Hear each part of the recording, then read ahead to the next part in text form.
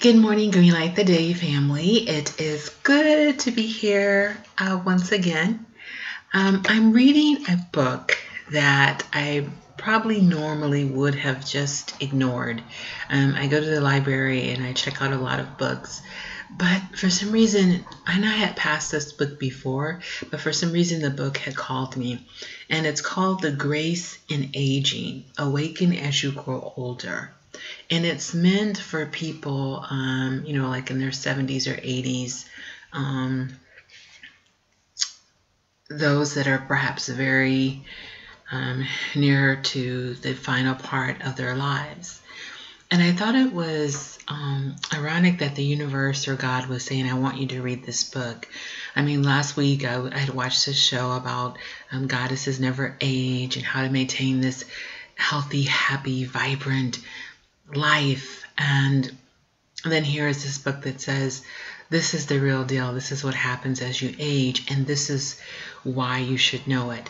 So I don't want to start the green light today as something negative, but as something to see is that every day is so important. And this information that is being left to us by our elders is to awaken us. And I just wanted to read some things in the book that were that really spoke to me. And it's talking about, you get to a point in your life where you have more that's behind than what is ahead. And how do you respond to that? How do you keep this vitality, this energy going, this love of life? And it says, it's tricky terrain. This foreshortened future, as it appears to our minds, leaves far less room and time to maneuver. For most of us, the future has always held the promise of hope. The future was always where happiness might happen. The field of hope is suddenly seen to diminish.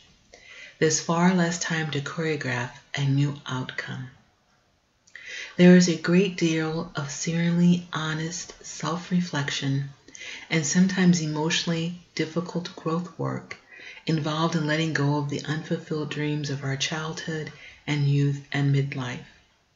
It is a piercing rite of passage for all of us to compare our photoshopped hopes and dreams with the mugshot of our reality.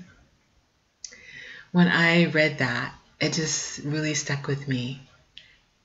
It's like, am I stuck in a photoshopped life? Do I ignore all the things that I don't want to see and just put together this picture of things that are not real, are not honest?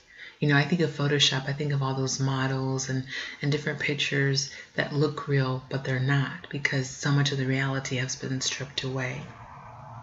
And it says, coming to a place of acceptance, of ease and peace with the way it is. And the way we are in our oldest decades is demanding work, to be sure. It is, though, necessary if we wish to rest and live and die in a peaceful mind, free from the limitations we've endured for so long. There are important questions to ask ourselves if we wish not to waste these last years of ours.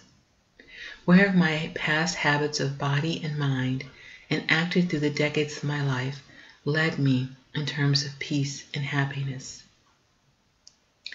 Many of us have lived much of our lives as a dress rehearsal, without the sharp mindfulness of an opening night. How kind and wise it would be to live these last years in presence, authenticity, and radically simple sanity.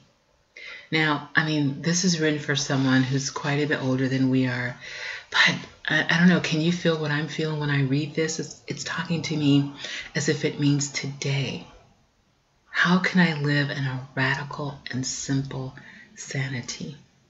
I'll just read a little bit more. I don't want to spend too much time, but this is why it's so important. To contemplate dying each day brings forth a view with more wisdom. It reorients us and keeps us moving in the right direction toward deeper wisdom and into greater love. To contemplate dying each day calls forth an instant reordering of priorities. Just like a quick and deliberate shake of a kaleidoscope, it creates a whole new patterning, a whole new view. Most of us need to be shaken out of our complacency. And I think this is true no matter what age you are. I really appreciate the wisdom of this book and how it's challenging me to think about my life now and where will I be? Will I be prepared? Or will I have lived a photoshopped life and just not taken my life seriously? I just want to end with a poem that I think is so beautiful. Let there be an opening into the quiet that lies beneath the chaos, where you find the peace you did not think possible, and see what shimmers within the storm. By Jan Richardson. Have a great day, everyone. Much peace and love.